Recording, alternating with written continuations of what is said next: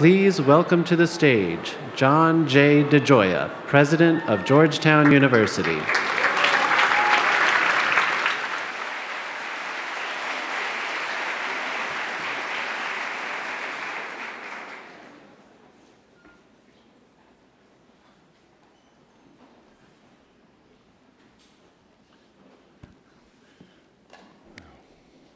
Well, good afternoon, everyone, and thank you for joining us as we remember an individual who has given so much to this place and to our world.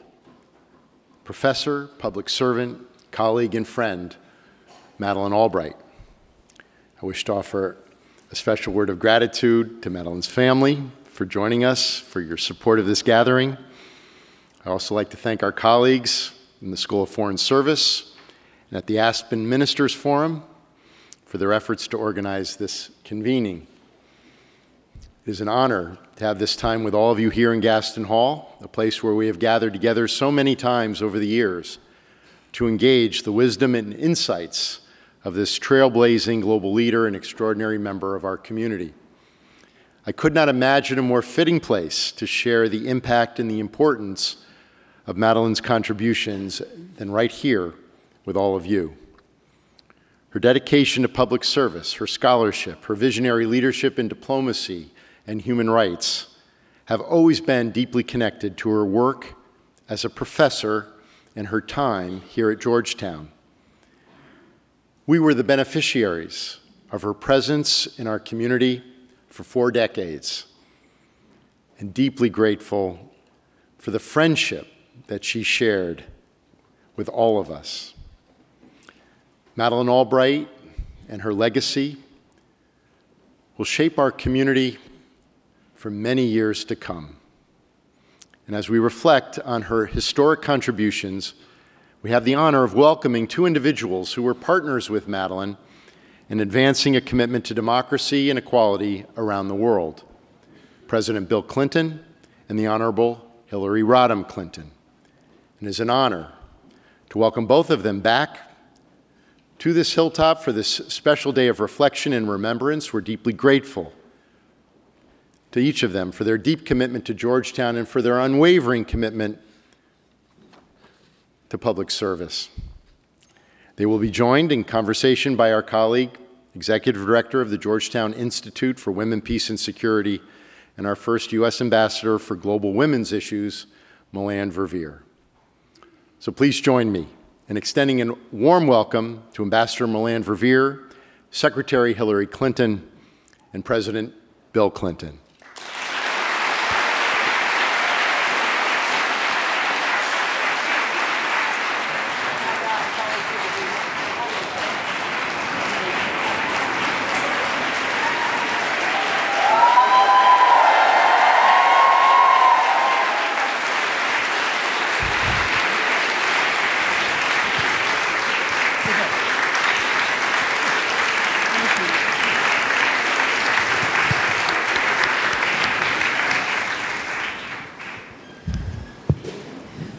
President Clinton, Secretary Clinton, you can see how thrilled we are to have you back. So welcome back to the hilltop. I want to start, President Clinton, by asking you what went into your choice to name Madeleine Secretary of State. I ran across a line you had in your very thick autobiography in which you said, Sounds like you read the New York Times Review. You were impressed with the Georgetown professor's intellectual clarity and toughness, and that you resolved to stay in touch with her. You had said this apropos of a time when before you even ran for president. Yeah, I met her in 1988 when she was helping Michael Dukakis in the election.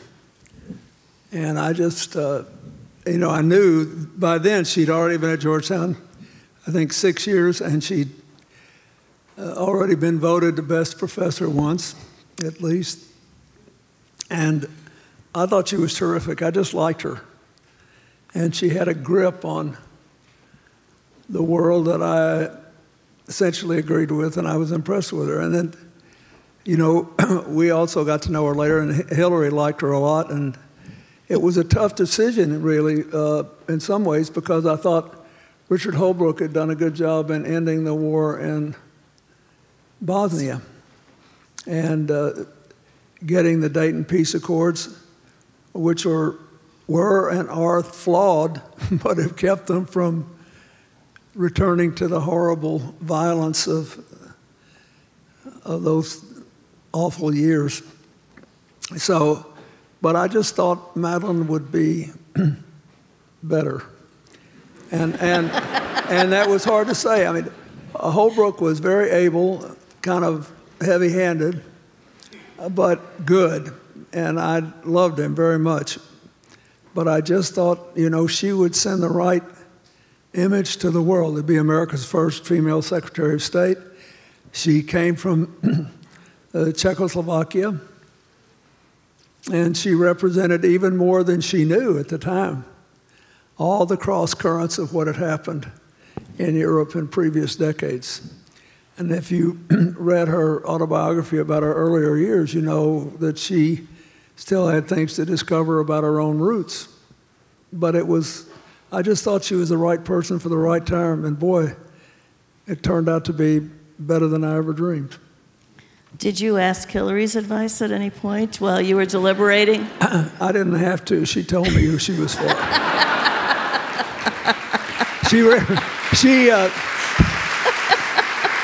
And interestingly enough, she rarely did that. She normally asked me, she normally waited for me to ask her, what do you think I should do about X, Y, or Z? But she said, you know, there's something special about Madeleine. And it may be time, given what's going on in the world, to have a supremely qualified woman be Secretary of State, and that was right. So I don't know if you ever knew this, Mr. President, but after you had your event in the Oval Office telling the world that Madeleine Albright was your nominee for Secretary of State, she had called me beforehand, and she said, will you walk me over to the residence so I can see Hillary right after the announcement? You mean you guys had it organized before you let me know? So, Hillary, you had a very close relationship with Madeleine on many, many issues. But I think truly when you were invited by the Secretary General of the UN to the Beijing World Conference on Women and the President appointed her the head of the US delegation, it was one of those moments for the world, for the United States, but also a moment when your relationship with her and friendship with her grew. Can you talk a little bit about your times together working on these issues? Well, yes, and I know you've had a great day already, and our friends, Wendy and Linda, just finished an incredible discussion about their experiences with Madeleine. You know, Madeleine really had a capacity for friendship. And she was somebody who loved to host dinner parties, who loved to go out to dinner, who loved to have conversations, who'd love to come to the White House residence and put her feet up. I mean, she was just somebody who liked to connect with other people and talk to them and learn from them. And it was incredibly disarming because she was not at all shy about expressing her opinions, including, you know, on matters of some delicacy. So although we had met her before the 1992 presidential campaign, when Bill was deciding about the first appointments for his first term, he really thought hard about Madeleine for the UN, which is where Ambassador Linda Thomas-Greenfield is now doing an excellent job. And so Madeleine and her daughters, was it all of them, all three of you? Did all three of you come to Little Rock? Yeah, I think so. So this is how smart she was. She doesn't know why she's coming to Little Rock to meet the president-elect, but she brings her 3 daughters with her. Now, it's hard enough to disappoint somebody who comes alone, but somebody who brings their daughters, but there was no disappointment in store because Bill asked her to serve at the UN.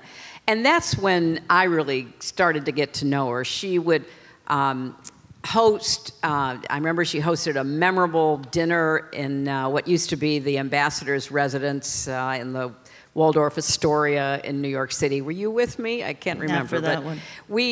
So we began to have a lot of interaction. So fast forward to the UN meeting in Beijing. It was the 4th World Conference on Women, and Bill had asked Madeleine to be the chair of the delegation. And back in those days, we had Democrats and Republicans all united on behalf of improving the status and opportunities and rights of women. One of the co-chairs was a Republican governor of New Jersey, Tom Kean. Those were the days when people tried to find common ground, and Madeleine was always focused on that.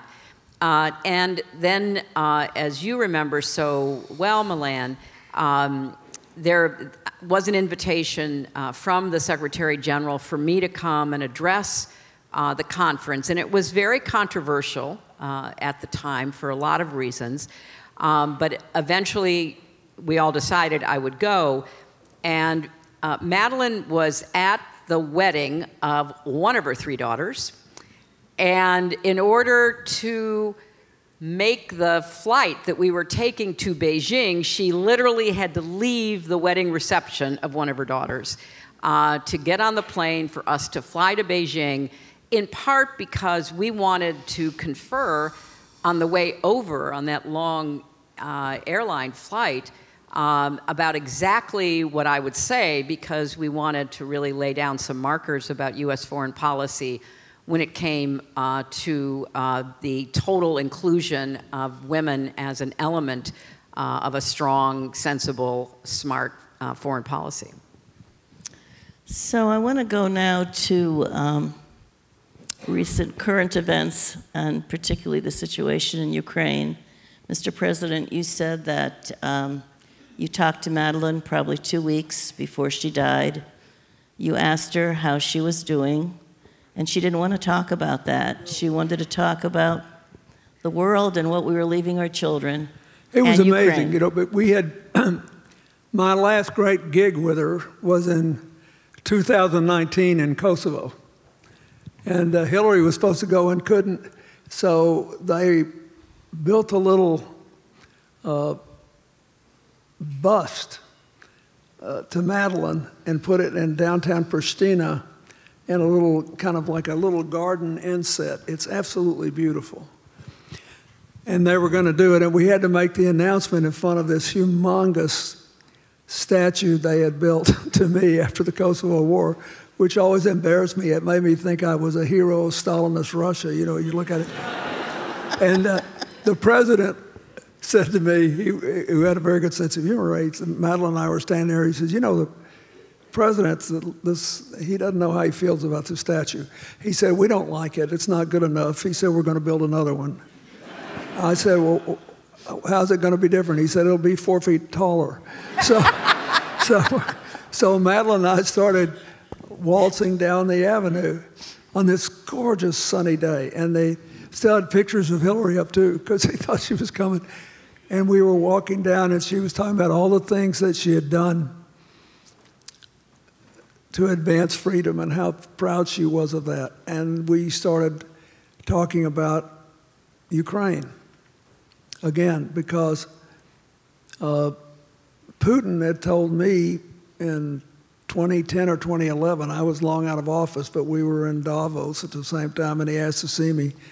And he started talking about Ukraine like it was his backyard. And I said, yeah, you remember? He said, I know what you're going to say. In order to get them to give up their nuclear weapons, you got Boris Yeltsin and John Major and NATO and you, the United States, all to promise to protect their territorial integrity. I know you're going to say that. But I'm not bound by it because Yeltsin couldn't get it through the Duma, and it doesn't have the force of a treaty, and I don't agree with it. And even when Yeltsin was there, the Russians had a huge ultra-nationalist bloc in the Duma that was always pressing in on him. And I knew we were in for a rough ride, so we talked about that a lot. And she really, so we're talking on our last conversation, and I knew that she was weak, even in 2019, but boy, she looked like $1 million, and we had a great time that day. And I said, well, so how are you doing? She said, I'm doing fine. I've had medical problems. I've got really good doctors. They're doing the best they can. Let's not waste any time talking about that. Let's talk about what our grandchildren are going to have to face and how it starts in Ukraine. And so I said, well, our side has to win. The Ukrainians have to win. And we've got to keep everybody together enough for them to get over the line somehow or another. And she told me all these things that she wrote then later in great detail in her wonderful book about fascism and her articles about Ukraine in particular. I'll never forget it. It was an amazing conversation. It was so vintage Madeleine. She wasn't even self-consciously brave. She was just a really smart woman that couldn't imagine why you'd waste the last few weeks of your life on reminiscences or regrets when you'd had the life she'd had and there was so much still to do. And she wanted to hit every lick she could, and she did. You know, it's been said that one of the reasons Putin did what he did and is continuing to do, and I think today announced he's going to annex 4 regions in Ukraine, was because NATO was enlarged. And that was a hallmark about what you did, and Secretary Albright wholeheartedly supported you on that. Can you talk about that a little bit and why it was important to do that? Yeah, I actually ran on it in 1992. You know, I spent a lot of time, nobody paid much attention in 92 because it was more about domestic issues, but I said, if I win, I will have the first presidency that occurs entirely in the post-Cold War age, and we have to decide how we're going to shape it. And my theory about all this is that the world is totally interdependent, but that can be good, bad, or both. And therefore, I think our policy has to work for the best and be prepared for the worst.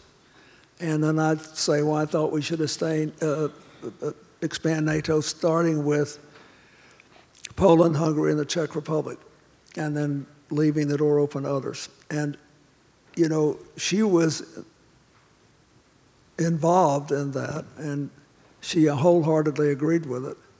And I thought it was amazing when later some people said, well, this just shows you what a mistake it was because it hurt Russia's feelings. And I thought, well, would you rather, instead of Ukraine, that Poland, Hungary, and the Czech Republic were worried about Russian expansionism? Would that be a good thing that we should be? The Russians have a different view.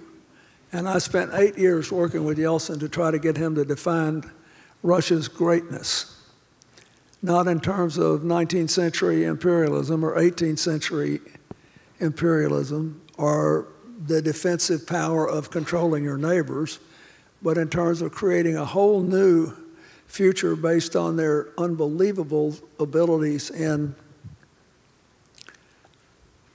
information technology, all sorts of IT stuff, as well as their evident wealth under the ground, not just oil and gas and other things. And I made some headway with him, but they had no institutions that were basically oriented toward that.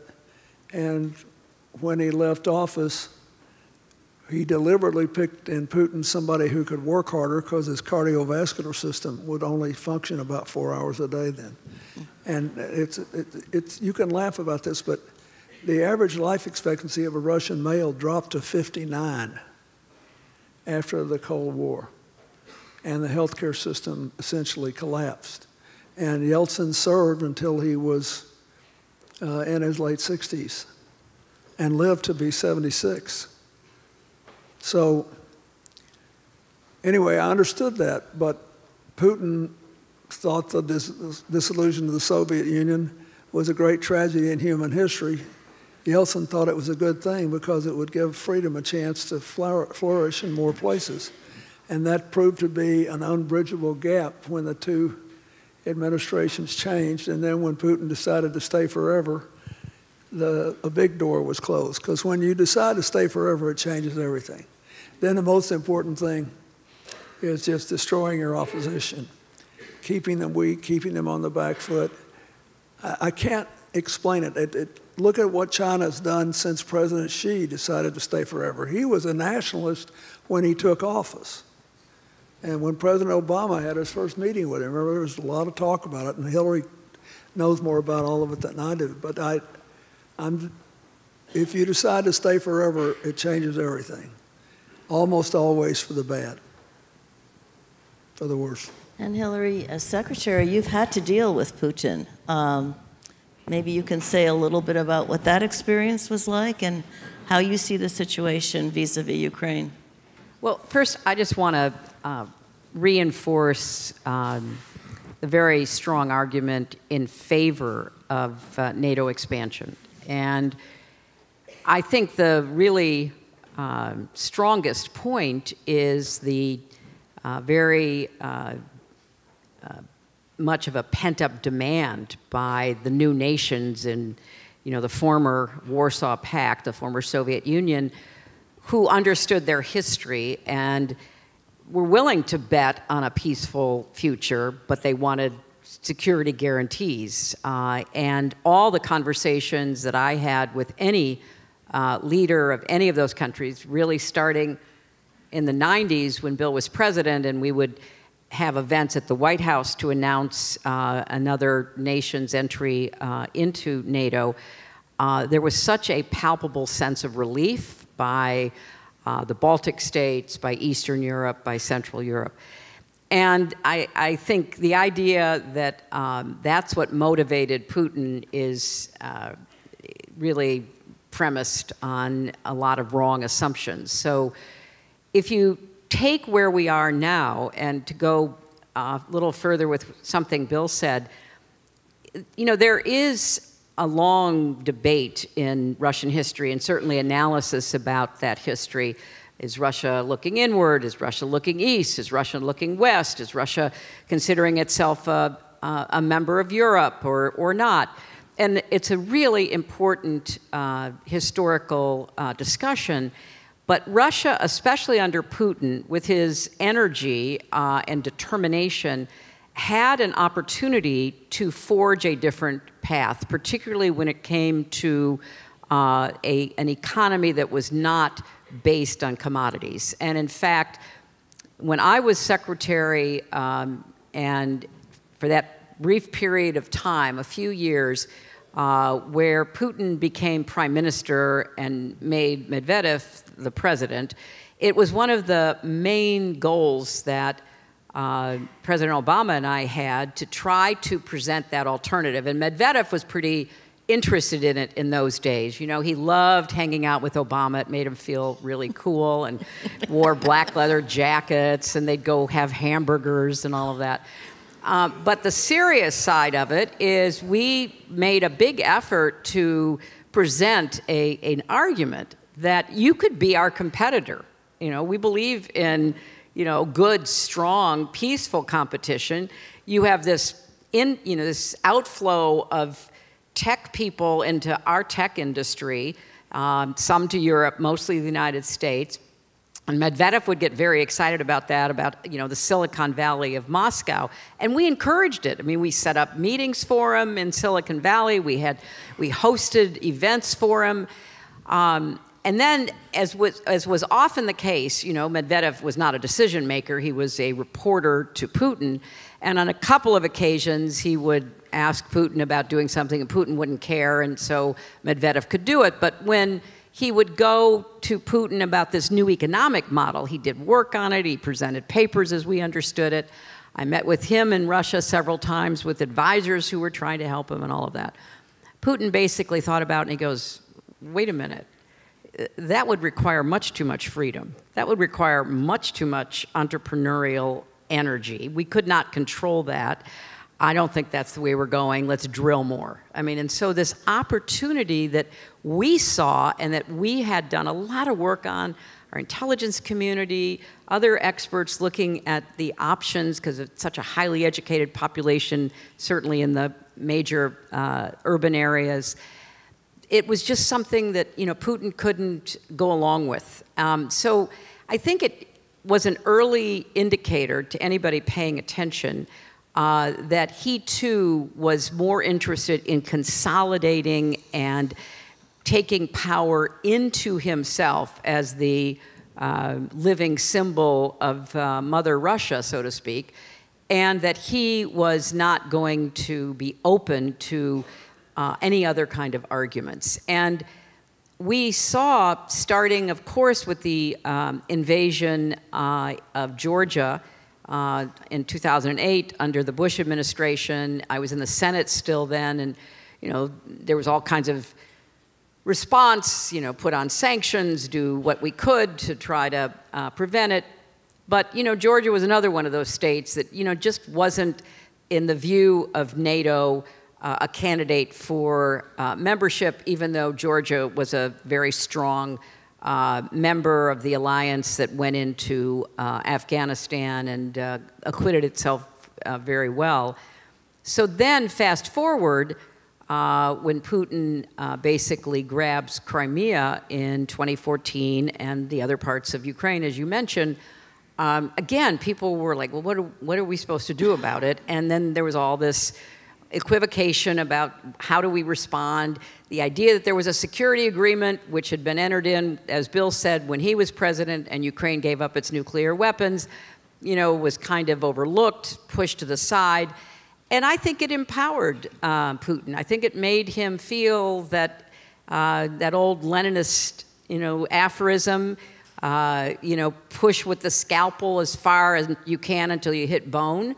I think his attitude was, well, there's no bone there, and I'm going to keep pushing. And then he got his dreams fulfilled when Trump was elected, and I believe that if Trump had been reelected, Putin would have waited for Trump to do what he said he was intending to do, which was to pull us out of NATO.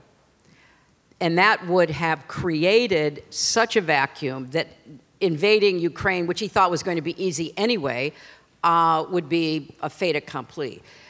So dealing with Putin, I always believed, required you not to wear rose-colored glasses. I mean, you know, he was someone who was very focused in a strictly utilitarian way about how to achieve his personal objectives, number one, which included, you know, a huge amount of wealth transferred from oligarchs whom he permitted to do business, and his identity with Russia. My personal dealings with him, I think you can assume from history, were less than friendly. And he, you know, decided that he didn't want to face me as president, so he did all the things we now know he did that are well cataloged. But the bottom line is, this is the first time since he's been in power with the unified response of NATO, with the unified response to sanctions going beyond NATO. As Bill likes to say, when was the last time you heard of Switzerland putting on sanctions? This is the first time he has been held accountable for anything. And it is past time, but it is essential that we hold him to account and do everything we can to make him pay a price, and frankly, to be defeated, however we can define that in realistic terms, because of this grotesque adventure of his. So I think that the Biden administration, Wendy Sherman is here. I think that the president and his top team have done an absolutely excellent job uniting our alliance, going beyond the alliance, imposing sanctions, and we just have to keep our nerve and keep going, because there is no other alternative in you facing somebody like that.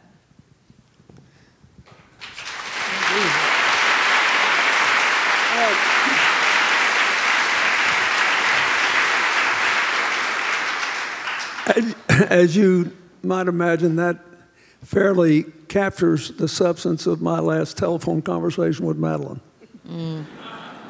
You know, we can't lose. Madeleine, General Mattis, and Hillary all said the same thing.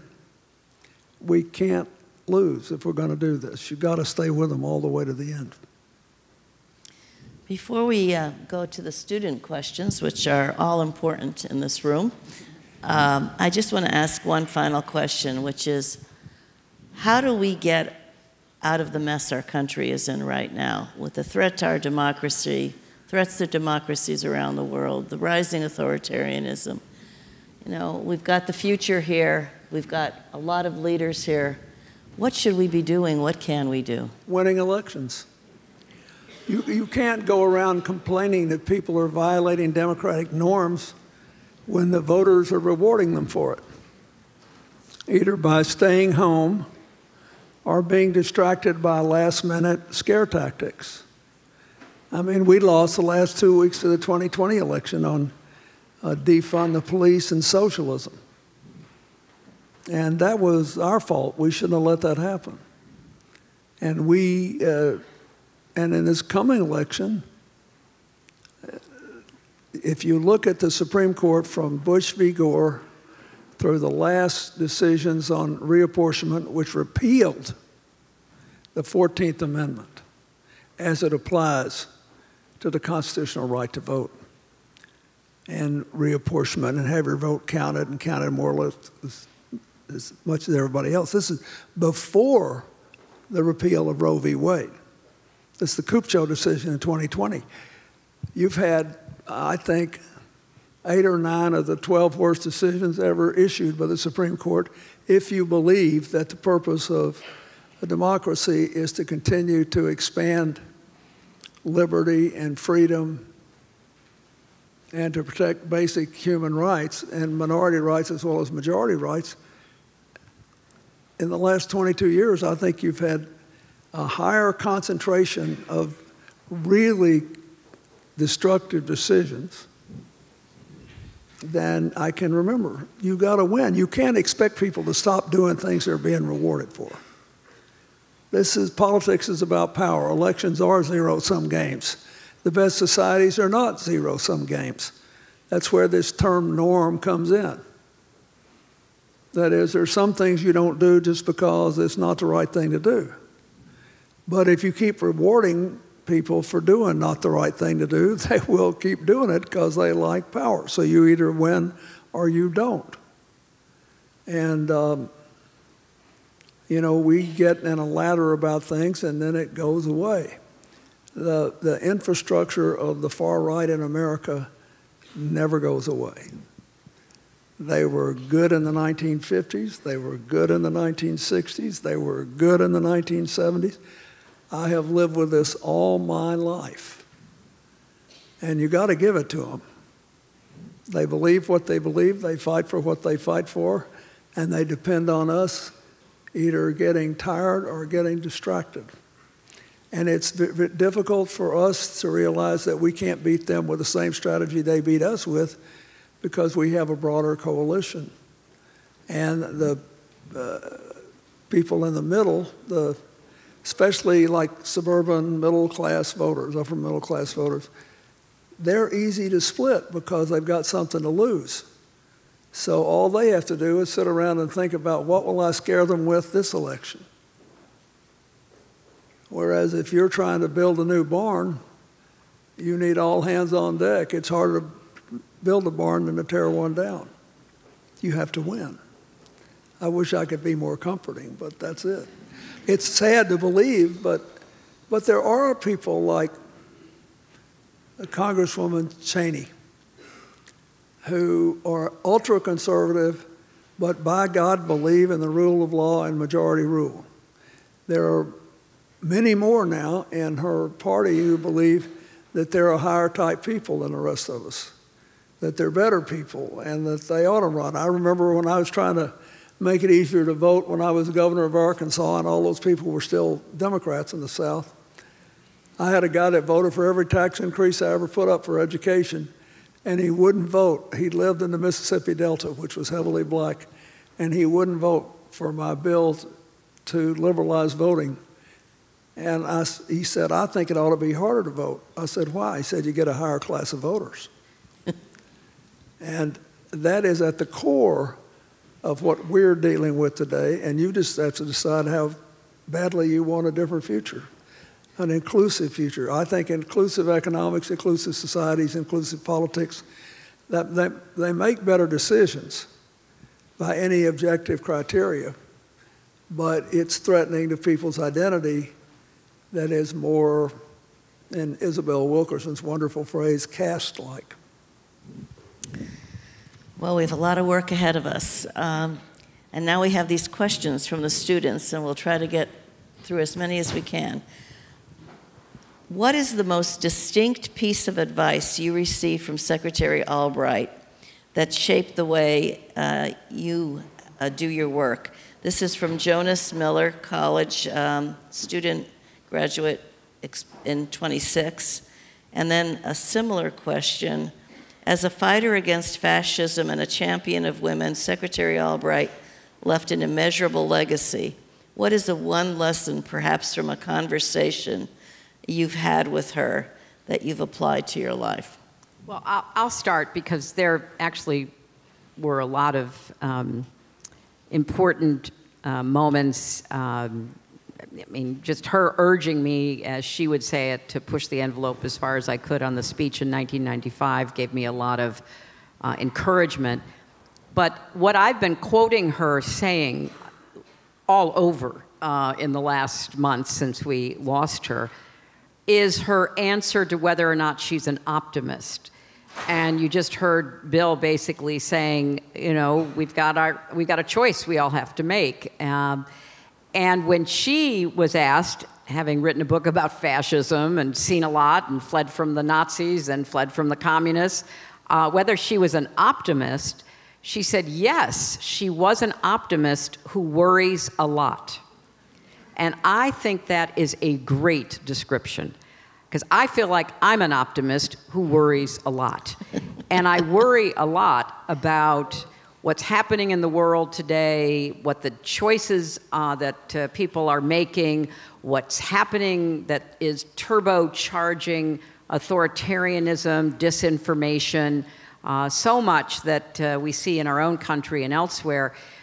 So I'm hoping that the worry keeps motivating me and others to figure out what we're going to do to try to change what we are worried about.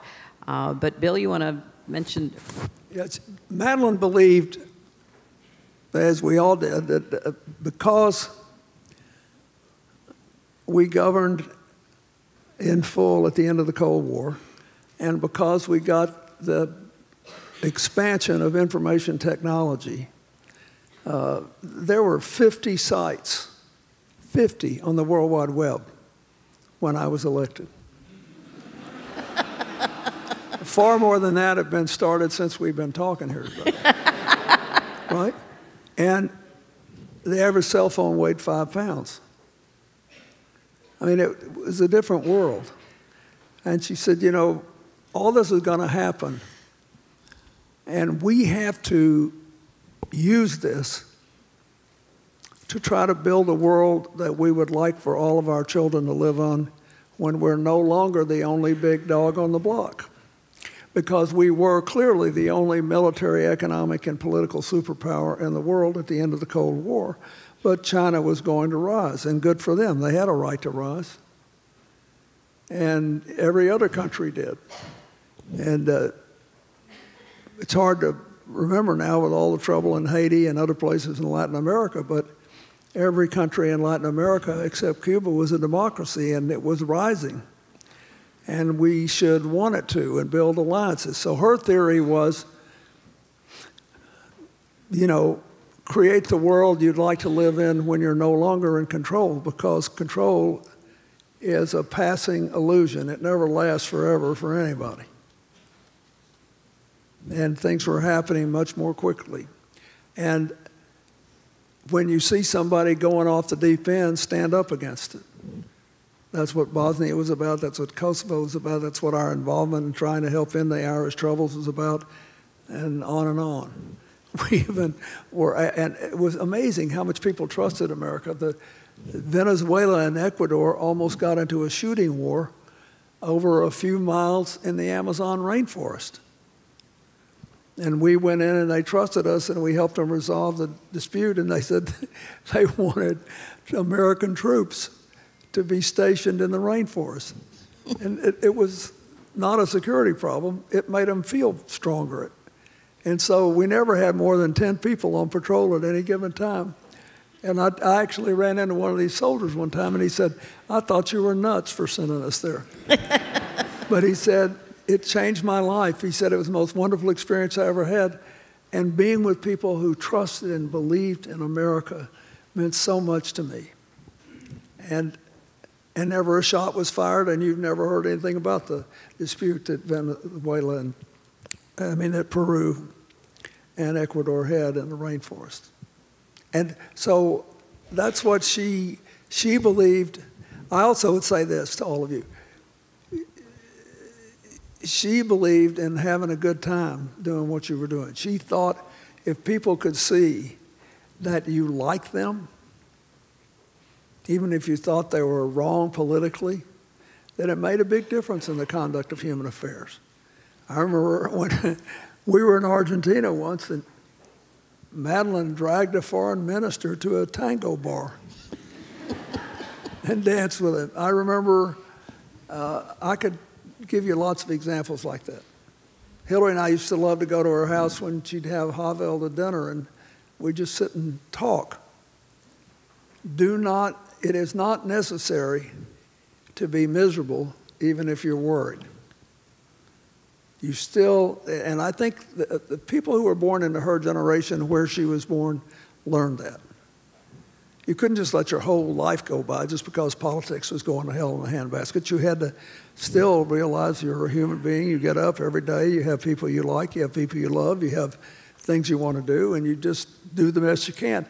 I think that is a very big lesson for all of you, that you have to realize that as intensely as you care, you should still live. And the way she lived made her more effective politically. She did better when she was chewing you out with a smile on her face. So we have 3 questions here that are variations on a theme of these times. The first one is from Christina Durham, who's an SFS master's student. How has the rise of populist world leaders changed the art of diplomacy? And what advice do you have for aspiring diplomats to deal with related challenges? And then there's another from Melina Brennan, class of 23. How do you avoid or defeat hopelessness in the face of polarization and hatred? How can we talk to people we disagree with when it's the facts that divide us? Well, I think we should pick up from where Bill ended in answering that last question, because Madeleine felt strongly about a lot of things. She stood up for herself. She took on generals, both ours and others, if she thought she was right or she didn't think people were analyzing a problem correctly. So there was no shortage of real passion and determination. But she also was trying to find out what made somebody tick. You know, what did they care about? Did they have a family? Did they, study in the United States? Did they have any hobbies? She was always trying to make connections. And, that goes even for the authoritarians that you, especially as a diplomat, have to sit across a table from. you know, Wendy, Linda, Melanne, and I have sat across tables from a lot of people that we wouldn't necessarily want to, you know, spend a lot of time with, but we had to find some way to connect with them. I mean, Wendy was, you know, negotiating with the Iranians and doing an incredible job day after day, all the being worn down by, you know, the games they would play and how they would try to undercut you. And that's especially true as a woman, because you go into a lot of these settings and you're aware that there is a kind of subtext. You know, is she tough enough? Is she smart enough? Is she connected enough? So it sounded as though all three questions were from women students, and I think particularly here in the Foreign Service School, you've got some incredible professors and visiting lecturers who can give you a feel for what it's like in very difficult circumstances to try to find some sliver of common ground, to end a conflict, to, you know, reach some agreement. And it isn't easy, and there is no permanent victory or defeat. It's a constant process that you are engaged in day after day and year after year. So you have to have some fun, and you have to have some pleasure out of it. You know, there's a lot been written about Madeleine's pins, which, you know, were her kind of private joke. You know, my daughter and I did a docuseries on Apple TV Plus called Gutsy, and the first episode about women being funny is dedicated to Madeleine. And the very ending of that episode is about her pins. And, you know, we interview Amy Schumer and Wanda Sykes, and we go to clown school in Paris. But we were actually trying to get Madeleine to be filmed for that episode. And because of her health, she was never able to do it. But it's a good reminder, even in the most serious negotiations, you've got to be able to make connections, number one, but you also have to not take yourself so seriously that you can't see yourself as others are seeing you and your country and your mission. So you can be constantly adjusting and acclimating to try to be successful. I think that, you know, Madeleine was a terrific diplomat because she really liked people fundamentally, but she had strong feelings about people she thought were wrong or bad or, you know, even worse, and would be always looking to put them in their place, but doing it, you know, with artful diplomacy and a, you know, well-placed, you know, joke or comment. So I think it's bring your whole self, as they say, to those encounters and be aware of, you know, the historical background and the personal background of the people that you're dealing with, and try to figure out how you're going to, you know, move them in the direction that you seek. I have one quick bit of advice about negotiation and communication generally. First of all, look at what we've just done to our democracy in the last 5 years. I mean, we don't need to come across too high and mighty. One of the things that makes people mad is when they think we're looking down on them and we're not all that perfect ourselves. But if they disagree with us or we disagree with them and they think we get them, then there's still a chance we can make progress.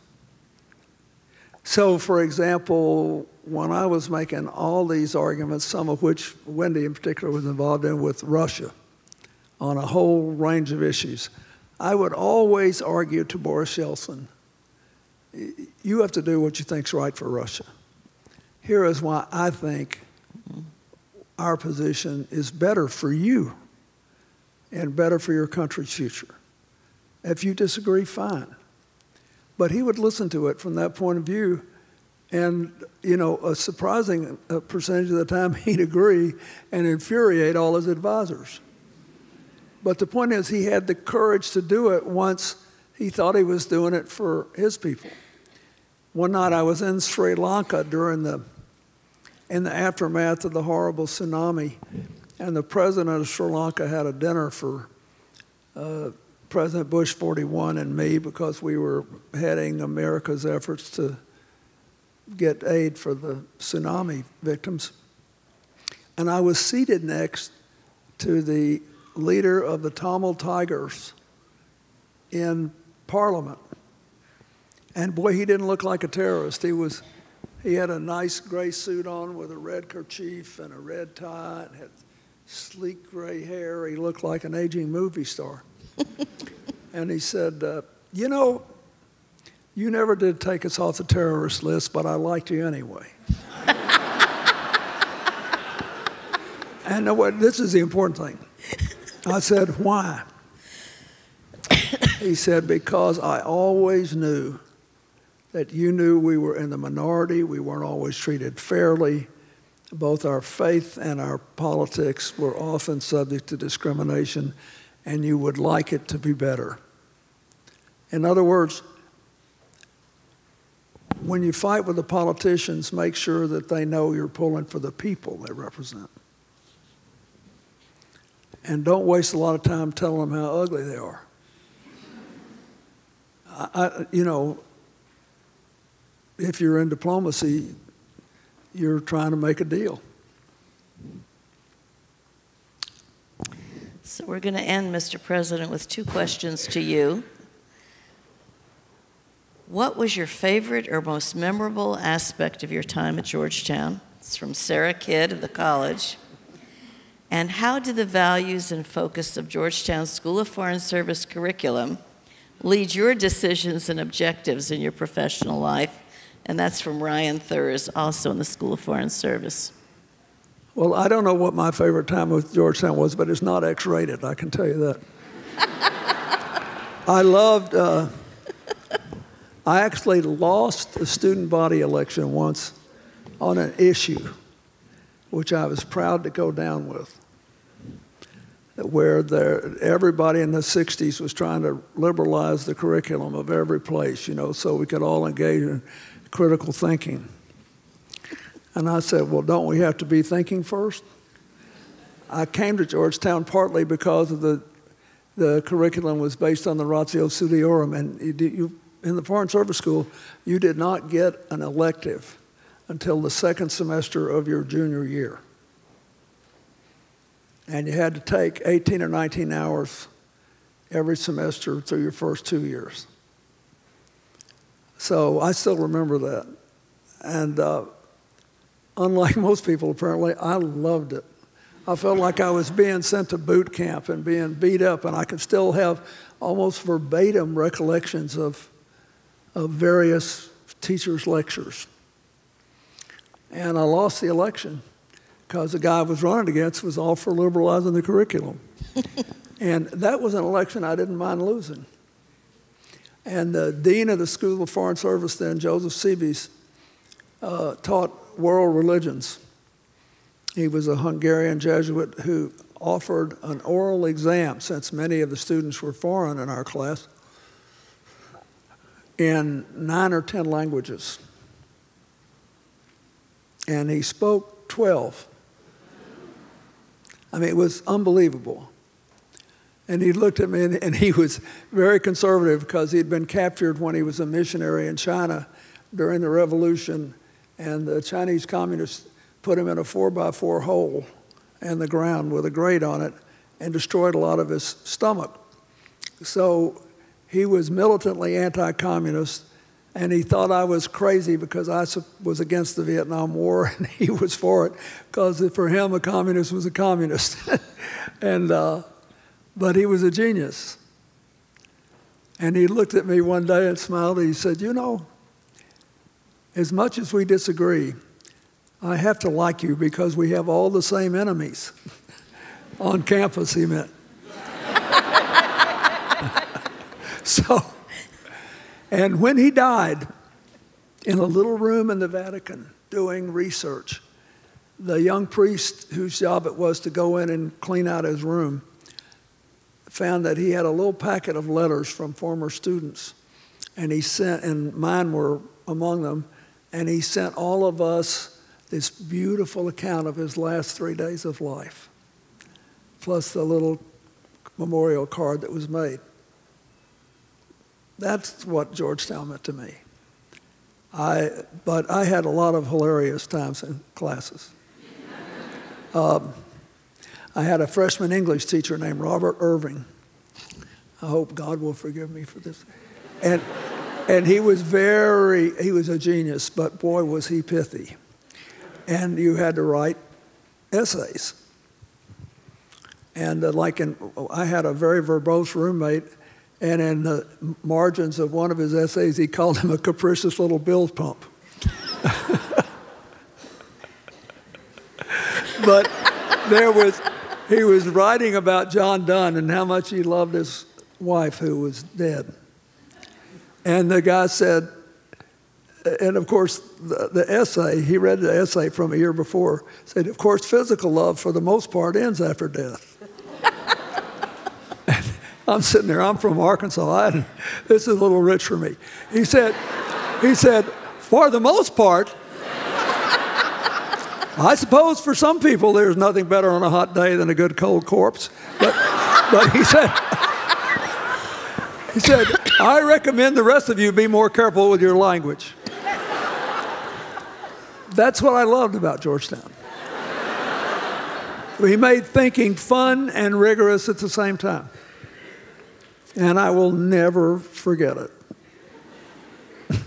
And your memories will stay with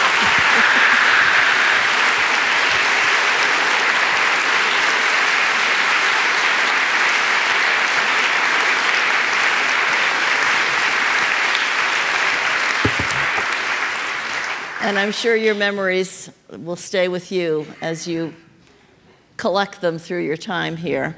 So thank you, Mr. President. We're proud you're a son of Georgetown, and thank you, Hillary, for becoming a big part of our lives here at Georgetown. Thank you both.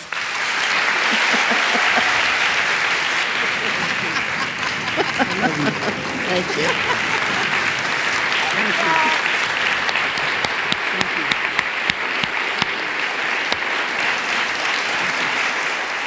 I have one quick announcement. This is the end of our program. There's a reception on Red Square. Everybody's invited. And once again, thank you to President Clinton and Secretary Clinton.